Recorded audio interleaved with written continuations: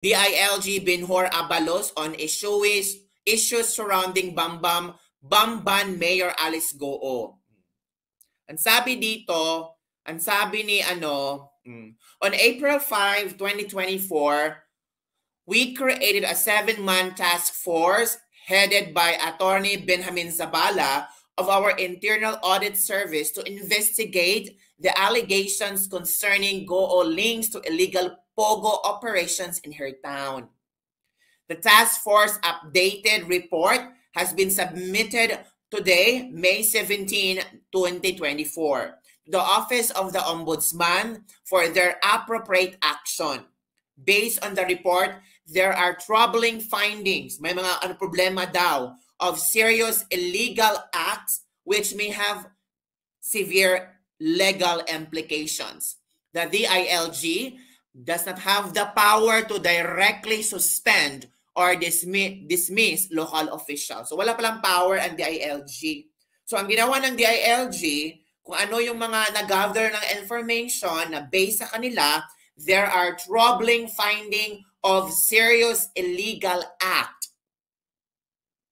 which may have several legal implications. So yun ang finding ng DILG. So wala na silang karapatan para magsuspenso kay Mayor Alice Goo. So ini-forward nila sa ombudsman. Now, ang ombudsman na ang may karapatang kung isuspenso ba or tanggalin itong si Mayor Alice Goo.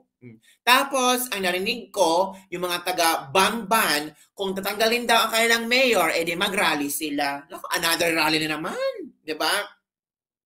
Hence, the DILG differs to the Ombudsman regarding any sanctions that may be imposed against Goo, in line with its disciplinary authority over elected officials of local governments under Section 21 of Republic Act Number 6770. The DILG recommend to the Ombudsman the issuance. So ang DILG nag-recommend sila sa Ombudsman the issuance of preventive suspension. So ang DILG walang karapatan mag-suspend kay Alice Goo, pero they, ang tawag dito, recommended. They gave recommendation to the Ombudsman na kailangan mag-sumiti na sila ng preventive suspension against Mayor Goo to prevent any influence of the continuing investigations of OR and other agencies. Para matapos na daw yung investigasyon, ay kailangang suspensohon na si Mayor Alice Goo. Yan ang recommendation ng DILG. The DILG continue to cooperate with the Ombudsman and other investigative bodies of this important issue, united in our shared mission of protecting our local institutions and furthering public interest. So yun ha, yun ang statement ng DILG. Again, walang karapatan ang DILG na isuspenso si Mayor Alice Goo or tanggalin sa posisyon. Pero yung findings ng DILG ay isinumite na nila sa Ombudsman, and they also recommended the Ombudsman na isuspenso na itong si Mayor Alice Goo. Okay? So yun ang nangyari at development kay Mayor Alice Goo na talagang anong gusto nila ipasuspenso. Pero ang ombudsman na ang may karapatan na magbigay ng direktiba kung ipasuspenso ba si Mayor Alice Goo or tanggalin sa kanyang pwesto. Sabi ng isang netizen, Alice Goo ay unity team supporter na ngayon ay nilaglag ng bangag na presidente. Ugali ng admin ni Bangag ang manlaglag ng mga pinakinabangan nila noong mag-eleksyon.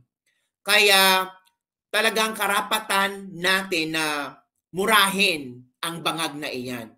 Hala, my God, may nakitang ano ang mga tao, 'di ba? Itinanggi din ni Senator Amy Marcos na close sila ni Bamban Mayor Alice Goo. Tapos itinanggi din ni Teodoro na hindi sila makikilala ni Mayor Alice Goo. Panoorin natin ang isang video ha. Hello! Mga Negros Kabibig, idol ka namin. Sa mga newbie po, subscribe, like po. Please, salamat po. O manood tayo ng isang video kung saan madami nang nag-deny kay Mayor Alice Goo. Kawawa naman itong mayor na ito, ang daming nag-deny sa kanya, no? Wala na siyang ginawa. May mga naglutang ang litra. Ito na. O yan. Manood tayo ha. Ang daming, basta isang mayor, basta isang politician na maraming investigasyon, no? I-deny mo talaga, no? Ito na. May mga naglutang ang litrato si Bamban Tarlac Mayor Alice Goo kasama sina Pangulong Bongbong Marcos, Defense Secretary Gibo Teodoro at maging si Senator Amy Marcos. Inamin naman yan ng senadora pero hindi raw sila close. Nasa frontline ng balitang yan si Ria Fernandez Obina. Sino ba talaga si Bamban Tarlac Mayor Alice Goo na iniuugnay sa Pogo at sa China? Kung sina Pangulong Bongbong Marcos at Defense Secretary Gilbert Teodoro ang tatanungin, hindi raw nila kilala si Goo. Hindi kilala nila si Goo ha. Goo ha. Kahit nagpa-picture or may picture si Goo at si Pangulong Bongbong Marcos at si Gibo, hindi nila talaga kilala. Bahala na kayo. Kilala ko lahat ng mga tiga-Tarlac na politiko eh. Walang may kilala sa kanya. Grabe naman, kilala mo lahat ng mga politiko pero si Mayor Goo hindi mo kilala. Ano to? Pili-pili lang? Pili lang talaga ang kinilala ni Pangulong Bongbong Marcos. Ano ba? Huwag niyo kami ipasok sa mga sa mahina kokote niyo. Ano ba? Hindi kami ganon. Sa gitna ng pagsasabi nilang di nila kilala si Mayor Goo, naglutangan naman online ang mga Hindi pala niya kilala si Mayor Goo. Ako kabibig, nagpa-picture lang si Mayor Goo. Kung ako si BBM, magpa-picture ba ako sa taong hindi ko kilala? Hindi. Okay lang yung pagmasa kabibig. Oo nga. Parang maganda ang posing ni BBM dito at nasa isang magandang kwarto ito spacious, 'di ba, lugar na ito. O talagang alam niya, kilala niya ang tao. Trato ni na PBBM at Teodoro kasama ni Goo. So hindi kilala ni Kuan. Courtesy from Mayor Alice Goo pala ang mga picture na ito. Don't tell me nag-picture na smile lang sila doon after that. Goodbye, walang hi, hello. O natural, mga politiko sila because pag politiko talaga, they have to know each other. 'Di ba? Ako. Kontrobersyal na alkalde. Sa isa pang video, yan. Ito si Alice Goo, si BBM, at ibang mga ano to? Si Alice Goo dyan, AI. Ako. Okay lang naman na imbestigahan si Alex Goo. Walang problema yan. Walang problema na imbestigahan si Alex Goo. Huwag lang mag-deny na hindi mo kilala. Napaka-plastic nyo naman. Buti at least si Amy Marcos, hindi niya dineny. Kilala niya si Alex Goo pero hindi sila close. Kalerkis naman ang Amy. Pero at least inamin niya. Kilala niya si Alex Goo pero hindi sila close. Pero itong si BBM at si Gibo Teodoro, deny to death talaga. Even though marami na silang times na may mga picture taking, may mga video nakikita, pero talaga hindi niya kilala. Kasi kalerky naman. 'Di ba? Pebrero, dumalo si Mayor Goo ng inspeksyonin ng Pangulo ang New Clark City Access Road. New Clark City Access Road. Dumalo si Goo at nandun si Pangulong Bongbong Marcos. Natural, of course. Samantala, minsan ding nakasama ng alkalde ang ate ni PBBM na si Senator Amy Marcos. Namigay pa sila noon ng regalo sa mga bata.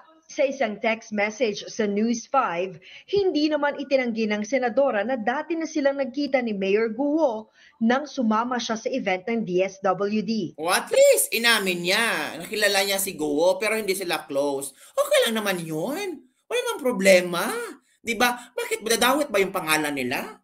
Sa kung ano ang controversial ni Goo ngayon? Hindi naman it's okay. Pero hindi raw sila close ng alkalde. Problema doon. May 7 ang humarap si Goo sa Senado upang magpaliwanag sa umano'y koneksyon nito sa Pogo operation sa Tarlac. Ayon kay Secretary Teodoro, maraming katanungan ang dapat na masagot. Kabilang dyan ay kung paano nakapasok sa bansa ang mga aktibidad ng mga sindikatong Chinese. Ito yung matinding katotohanan na dapat nating batayan. Wala namang problema doon. Naimbestigahan niyo si Mayor Goo. Ang problema dito is yung pag-deny niyo sa kanya. Politika siya Politician siya. Mayor siya. sinuportahan kayo ni Mayor Alice Goo sa panahon na nangangailangan kayo ng boto. Diba? Walang problema doon sa investigasyon ni Mayor Alice Goo. Problema niya yan, 'di ba? Pero yung i-deny ka, my gosh. So, ang key dito ay local governance din. Doon sa Bamban, imposibleng ganun kalaki na 32 buildings na establishment na napakalaki na mangyayari ang mga illegal na gawain na walang nagtatanong. Yan ang mga dapat sagutin. Wala pang bagong tugon ng palasyo tungkol sa viral na litrato ni na PBBM at Guo. Pero nauna nang giniit ng Pangulo na dapat imbestigahan ng alkalde ng Bamban. Wala namang problema imbestigahan. Sang-ayon dyan si Senate President Mig Zubiri. Maging siya, naaalarma raw sa totoong pagkatao ni Mayor Guo. Nakakabahala raw na baka balang araw, mga kalaban na pala ang nagpapatakbo ng gobyerno ng Pilipinas. Ay, grabe naman yung haka-haka ni Zubiri. As in, Zubiri, grabe yung wild imagination mo. 'Di ba? Yung Chinese na, sabi daw nila itong si Mayor Alex Goo, ano daw, Chinese spy daw ito. Hala? Ang daming mga different words, no? Tapos, kung ano man ang ginawa ni Mayor Alex Goo sa kanyang pagiging mayor sa lugar niya, sa Bamban, parang lahat ay nawala. O everything na magandang ginawa niya sa kanyang lugar, lahat nawala, na-vanished. At ano ba ang naging marka niya ito? Chinese spy daw, si Alex Goo. Sa lahat ng ginawa niya sa kanyang lugar, nawala iyon. Tinapon lang sa isang saglit. Diba? At people mark her as Chinese spy. Wow. Baka hindi na natin alam, mga mayors, governors, congressmen, baka senador ay kung napanood yung pelikula Manchurian Candidate. Nako. Ano pala sila? Nako. So lahat ng nangyari sa bansa, i-relate niyo sa pelikula. Grabe naman kayo. Planted assets. So we have to be very careful. Ako, ang hirap sa politikong ganito, no? Ang mga mambabatas naman sa Kamara, bukas sa plano ng Office of the Solicitor General na maghain ng quo warranto case para malaman kung may karapatan bang humawak ng posisyon sa pamahalaan si Mayor Alice Guo. Nagbabalita mula sa Frontline. Yun ha. Walang problema doon sa kaso ni Alice Guo. I'm sure na allegations pa lang yun. May sinampa na bang kaso sa sa Supreme Court? Sa Ombudsman meron.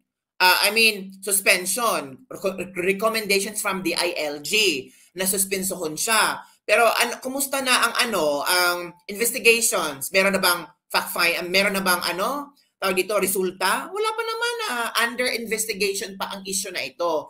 At mga Pilipino naman agad-agad humusga, Chinese spy, nang dahilan sa hearing na iyon, agad-agad nating husgahan ang isang tao, grabe naman. 'Di ba? Let's wait and see kung ano ang mangyayari. Huwag tayong masyadong perfect. Huwag tayong masyadong judgmental. Madaming nadadala yung pagiging judgmental ninyo. 'Di ba? So yun mga kabibig. Yun ang punto ko. Walang problema na imbestigahan itong si Alice Guo. Walang problema. It's all allegations. It's all investigations. Let's wait and see kung ano ang mangyayari at kung ano ang resulta. Pero wag masyadong excited, 'di ba?